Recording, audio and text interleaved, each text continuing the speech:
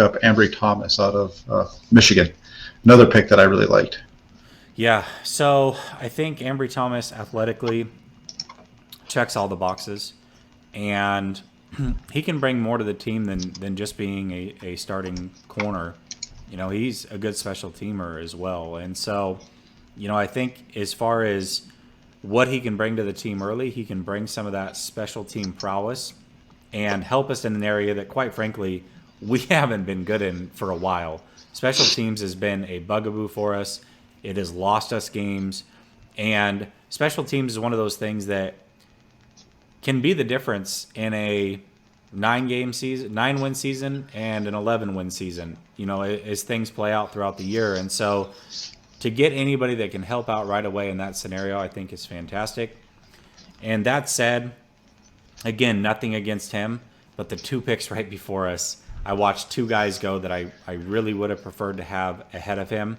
And based off of where he was picked, I don't have an issue with it, and those guys not being available. But it kind of goes back to my point that, I really thought earlier that round is where we were going to pick up a corner, and it just didn't happen. But, I think Ambry can be a good player. I just don't expect that he's going to be a number 1 corner in the league. And quite frankly, that's something that we're desperately going to need going forward, and maybe we get it next year's draft, maybe we get it in next year's free agency, but I don't think Ambry Thomas is that guy. Yeah, I hear what you're saying on the special teams piece, because that's definitely something that the San Francisco really struggled with last year. So if he can come in and fill that role, which he did a little bit at Michigan, that'd be great. One of the things that, and even in 2018, he actually played a little bit of offense for Michigan. They ran him a couple of times and threw the ball to him a couple of times while he was there. So he's got that ability to play with the ball in his hand. What I like about him is he kind of signals maybe the direction that D'Amico Ryans is going to be going with this defense. In Michigan, they were a heavy man coverage team his first 2 years there in 17 and 18. They kind of mixed it up a little bit more in 19, which was the last year that Dan Brown was there, and actually his last year there as well. I haven't watched a ton of film on him yet, but I did go back and watch his game against Alabama from 2019. I'd already seen it because I had scouted Mac Jones, but that was the season that Alabama was loaded at wide receiver.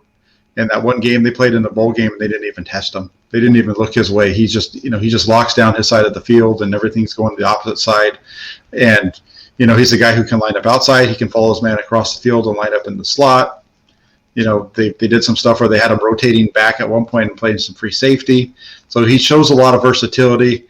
And, from everything that I've heard and read, it really seems like he's got the ability to be a top flight cornerback. I understand what you're saying about it as far as like a number 1 top big time guy. But I think he's definitely has the ability to be at the level of Mosley or better than Emmanuel Mosley when you just look at the fact that this is a guy who's drafted in the 4th round compared to a guy that was an undrafted free agent. Yeah, and I agree with that. I mean, again, for where you got him, I don't want to I don't want to say he's a bad pick for sure. I definitely think he can be a starter in the league, and you brought up Mosley. He definitely could be a number 2 guy in this league for sure. So yeah, I agree with all of those things.